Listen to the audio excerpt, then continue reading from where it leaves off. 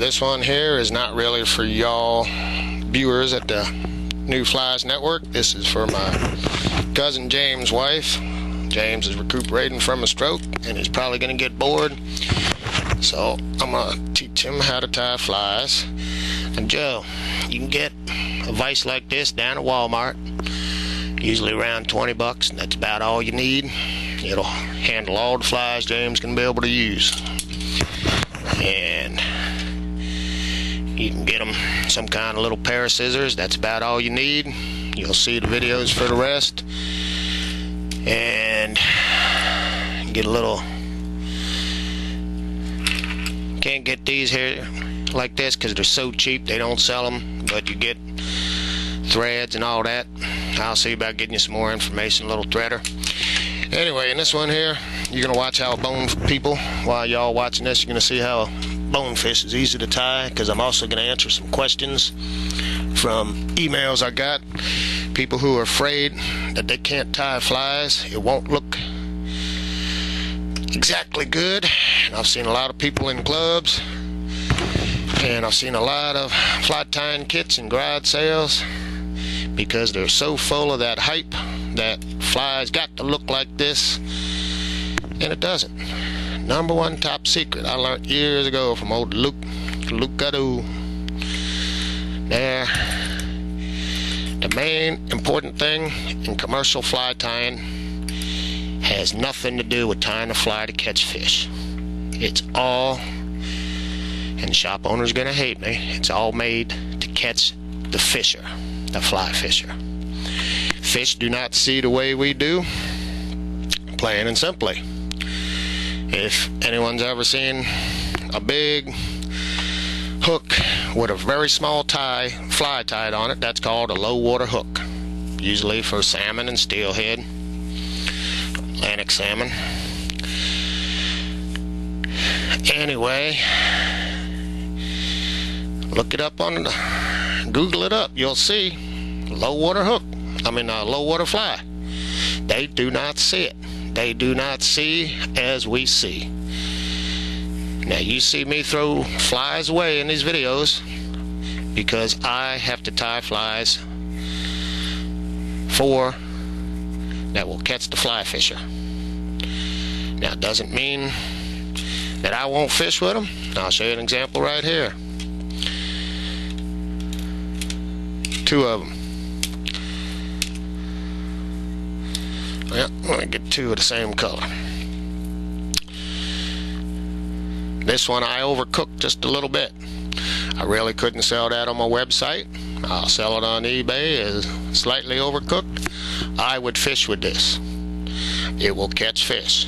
This one here is just about right. The reason I overdid that, because the heating it up, I'll show you here in a second. But don't worry. Don't worry if things do not come out exactly right.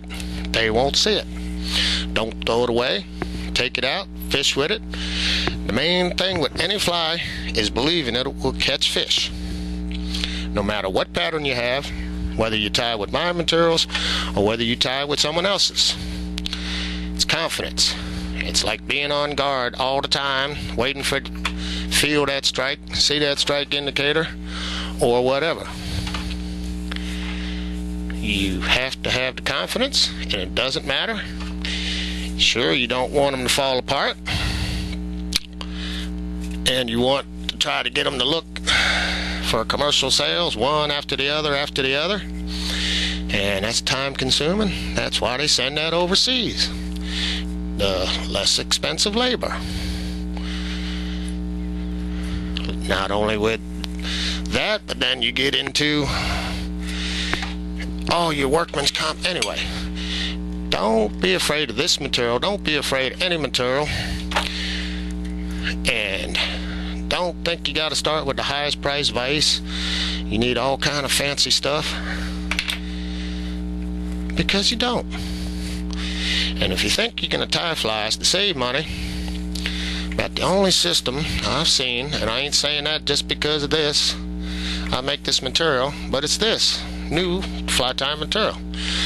The simple fact is, if you have 5 flies, right, now you change that has 5 materials, And if you change out those materials, that's 25 different flies to tie that same fly in 5 different colors.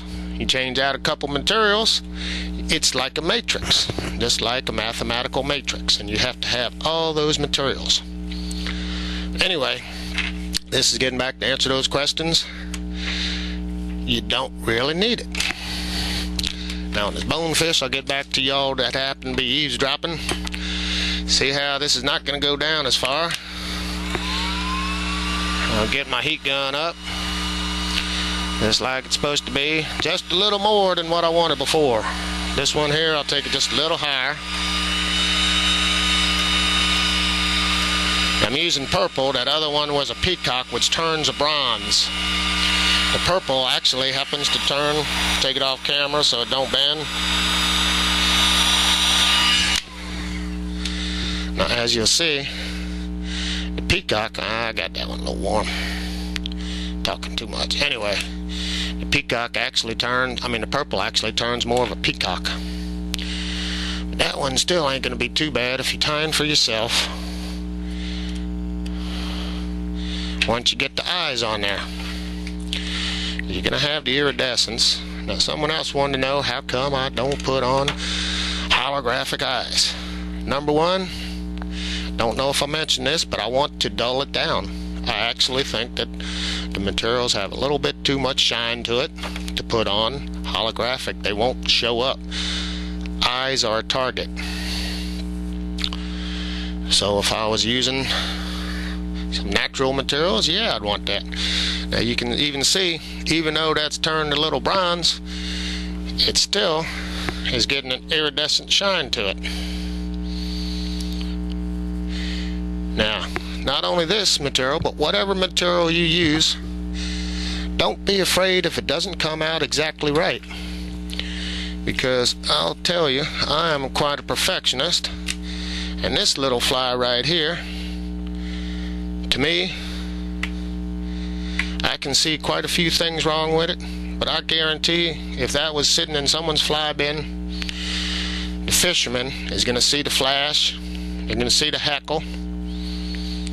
Here again with this hackle, it's a whole lot easier these days to get hackle because they have them